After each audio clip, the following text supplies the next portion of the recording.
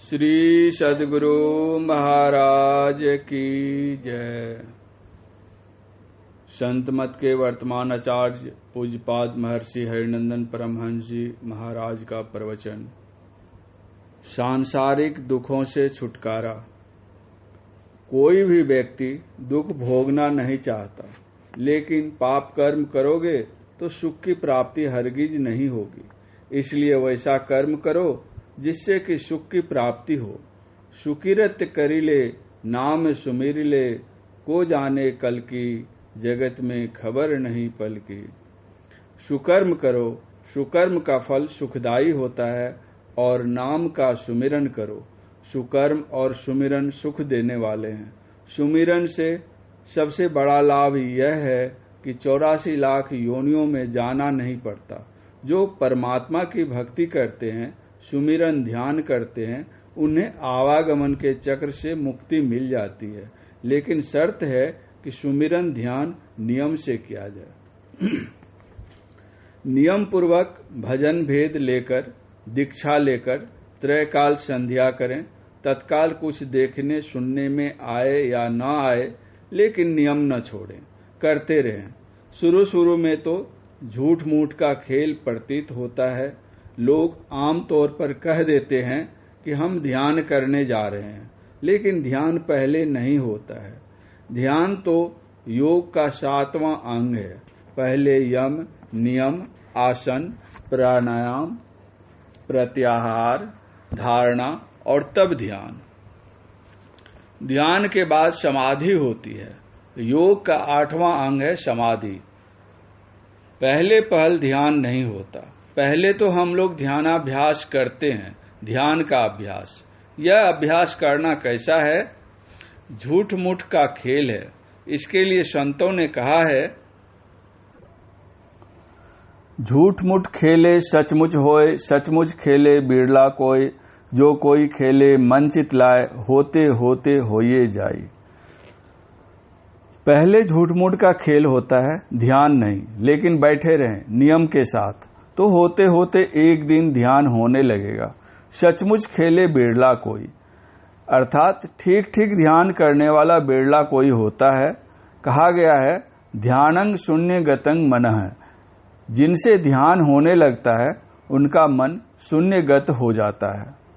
इसीलिए संत लोग कहते हैं कि अपना काम छोड़ो नहीं, चाहे बने या न बने, करते रहो।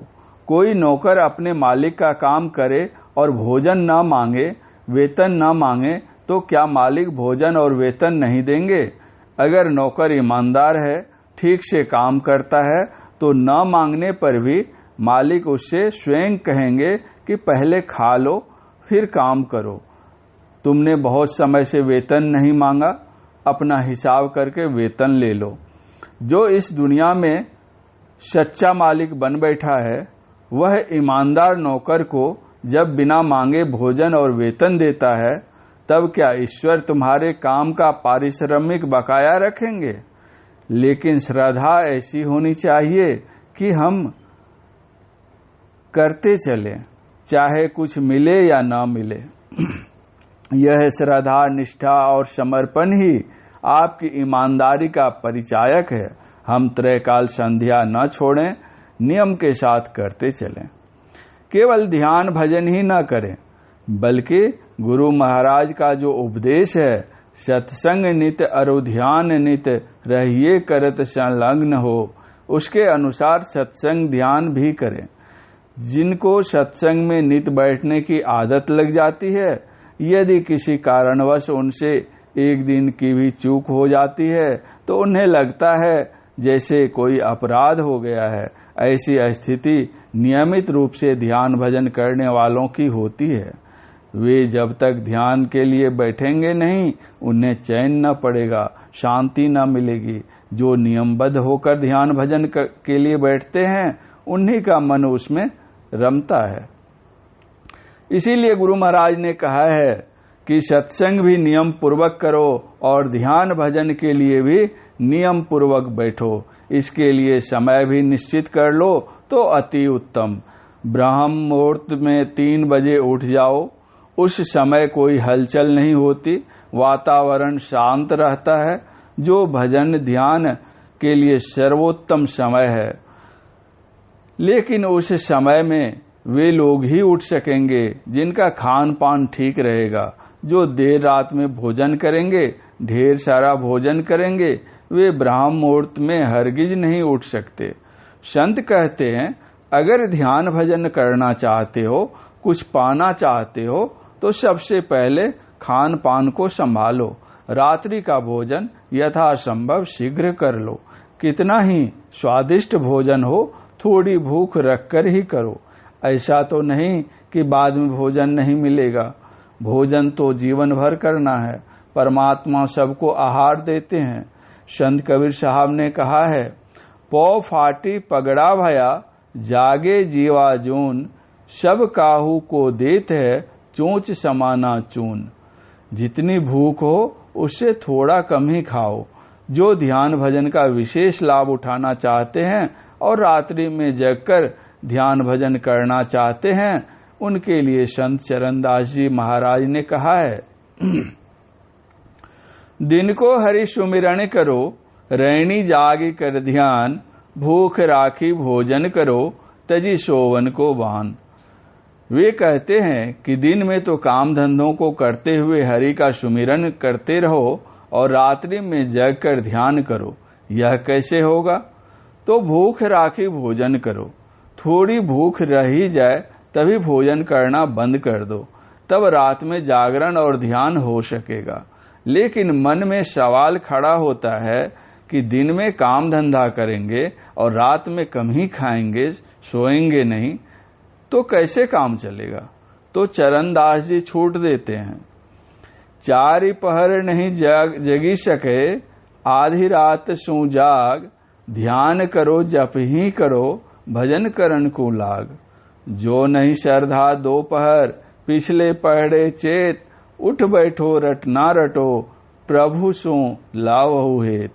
जागे न पिछले पहर, करे न गुरुमत जाप, मुंह फारे सोवत रहे, ताको लागे पाप।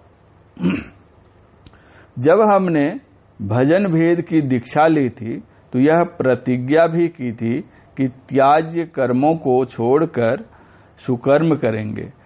त्याग करने योग्य काम है पाप कर्म और सुकर्म है सत्संग, गुरु सेवा और ध्यान।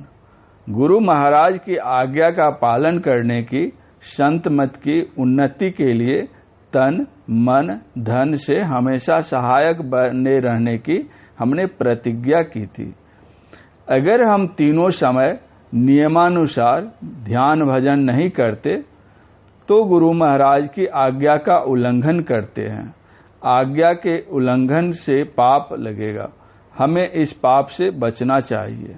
ब्रह्म मुहूर्त में हमें अवश्य जगना चाहिए, नहीं तो जगने का जो परम लाभ है उससे हम वंचित हो जाएंगे। ब्रह्म मुहूर्त को ब्रह्म वेला और अमृत वेला कहा गया है। इस वेला में जो जगते हैं उनके लिए कहा गया है, जो जागे सो पावे, जो सोवे सो खोवे। जो ब्रह्म मुहूर्त में जागकर ध्यान भजन करते हैं वे विशिष्ट फल का संचय करते जाते हैं, और जो आलस्य में पड़े रहते हैं, सोए रहते हैं, वे उस धन को खो देते हैं। ब्रह्म मुहूर्त में जागने का अतिरिक्त लाभ सुबह की शुद्ध वायु है, जो आरोग्य देने वाली है, स्वास्थ्य वर्धक है। कहा भी गया है, वैद्य की 100 दवा, भोर की 1 हवा। इस तरह ब्रह्म मुहूर्त में ध्यान करें, फिर नित्य क्रिया से निबटकर स्नान करें और फिर ध्यान करें। स्नान करने से मस्तिष्क ठंडा होता है और ध्यान में एकाग्रता होती है। संध्या काल में कामकाज से अवकाश हो जाने पर ध्यान भजन करना चाहिए। हमारी माताओं को भोजन बनाना पड़ता है, उन्हें सायं काल में ही ध्यानाभ्यास कर लेना चाहिए, फिर भोजन बनाना चाहिए। ध्यान से मन शांत हो जाएगा, तब बनाया हुआ भोजन पवित्र होगा और सुस्वादु भी। आचरण में पवित्रता का बहुत ध्यान रखना चाहिए। पवित्र बर्तन में ही पवित्र चीज अटती है, अर्थात पवित्र हृदय में ही सत्य परमात्मा का प्रत्यक्षीकरण होता है। अपने शरीर और हृदय को पवित्र बनाओ। यह शरीर ठाकुरवाड़ी के समान है, जहाँ लक्ष्मी विष्णु का निवास है। शरीर ही शिवालय है, जिसमें शिव शक्ति निवास करते हैं। उपनिषद में कहा गया है, विंदुनाद महालिंगम शिव शक्ति निकेतनम देहं शिवालयं प्रोक्तं सिद्धिदं सर्वदेहिनाम। इसी शरीर से साधन भजन करने वालों को सिद्धि मिलती है। विंदुनाद महालिंगम विष्णु लक्ष्मी निकेतनम देहं विश्वाल्यं प्रोक्तं सिद्धिदं सर्वदेहिनाम। विंदुनाद महालिंग है, यह विष्णु लक्ष्मी का घर है। यह शरीर ठाकुरवाड़ी है। जो विंदुनाद की उपासना करते हैं उन्हें सिद्धि मिलती है। अतः इस शरीर को शिवालय और ठाकुरवाड़ी की तरह पवित्र बनाकर रखें। तभी इसमें पवित्र वस्तु की स्थापना हो सकेगी। खान पान रहन सहन को पवित्र बनाकर रखने की परम आवश्यकता है। आहार विहार को संयमित करके साधन भजन करने की जरूरत है। जितना जिनके पास है उसी में संतुष्ट रहें। संसार में सबके पास समान सुविधाएं हों संभव नहीं है। सबको अपने अपने कर्मों के अनुसार ही धन संपदा सुख सुविधा प्राप्त होती है। एक पिता के 4 पुत्र, पिता चारों को बराबर बराबर हिस्सा देते हैं, लेकिन चारों समान नहीं रह पाते। कोई धनवान बन जाता है तो कोई निर्धन भी बन जाता है। कोई सुख सुविधाओं में जीवन बिताता है तो कोई रोग व्याधि से जूझता रहता है। क्यों? क्योंकि हम सभी अपने अपने कर्मों का फल भोग रहे हैं। हमारी जैसी पात्रता है उसी के अनुरूप हमें सुख प्राप्त होता है। अगर आप सुख में हैं, बहुत धनवान हैं, तो अभिमान न करें। धन को परमात्मा की माया समझें और इसको शुभ कार्यों में लगाएं। यह अवसर भी परमात्मा ही देते हैं। कबीर साहब ने कहा है, कबीर माया राम की मोदी सब संसार, जाको चिट्ठी उतरी सोई खर्चनहार। बहुत अधिक धन होने पर भी सब लोग शुभ कार्यों में उसे नहीं लगा पाते, लेकिन जिनके पास अत्यल्प है वे भी शुभ कर्मों में कुछ न कुछ व्यय कर देते हैं। इसका लाभ किसे मिलेगा? उन्हें ही मिलेगा और कई गुना अधिक होकर मिलेगा।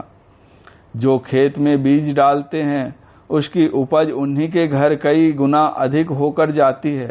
बीज डालते वक्त कोई सोचे कि 1 मन गेहूं या धान हम खेतों में डाल देंगे तो खाएंगे क्या और क्या मिलेगा उसे। कहते हैं संसार कर्म क्षेत्र है। इस कर्म क्षेत्र में जैसा बीज डालोगे बहुत अधिक होकर तुम्हें पुनः प्राप्त होगा। अच्छा बीज डालोगे तो उसका अच्छा फल मिलेगा और बुरे कर्म का बीज डालोगे तो उसका फल अच्छा नहीं मिलेगा। बुरे कर्मों का फल बहुत दुखदायी होकर तुम्हारे सामने आएगा। अतः पाप मत करो, अधर्म मत करो, पुण्य के कर्म करो। जितनी धन संपत्ति या भोग्य सामग्री है उसे शुभ कर्मों में खर्च करो। शुभ कर्म क्या है? वह कर्म जिससे बहुत से लोगों को लाभ पहुँचे। सत्संग भवन का निर्माण होता है, उसमें बहुत अधिक धन का व्यय होता है। यह पुण्य कार्य है, क्योंकि यहाँ संतों के ज्ञान की चर्चा होती है, जिससे बहुत से लोगों को लाभ होता है, समाज का कल्याण होता है। लोग स्कूल, कॉलेज, अस्पताल बनवाते हैं, जहाँ कई कई पीढ़ियों का शिक्षण और उपचार होता है। यह पुण्य का कार्य है। इन कार्यों में धन का व्यय करो, इसी धन की सार्थकता है। बड़भागी कौन है? जो अपने जीवन काल में पुण्य कार्य में अपना अर्जित धन लगाए। आपने बहुत धन अर्जित किया और मृत्यु से पहले पुत्रों में बराबर बराबर बांट दिया, ताकि आपके पुत्र पौत्र सुख से रह सकें।